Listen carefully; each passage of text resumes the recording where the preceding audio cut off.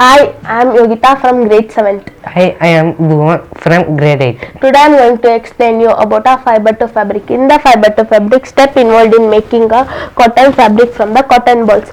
First they collect cotton from cotton field and next they send to ginning process. Ginning is nothing but from the cotton seeds are picked out, is known as ginning. Next they send to spinning. Spinning is nothing but small thread like structure is coming out from the machine. This can be done by humans also, by charaka. And next they'll send to dyeing. Cotton will be in which color?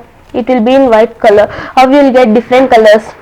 They'll dye the cotton in different colors, then you will get different colors. Next they send to handloom. Handloom is nothing but the threads are arranged in vertically and horizontally, is known as handloom. This process can be done by machine also. That process name as power loom. Then the cotton fabric is ready.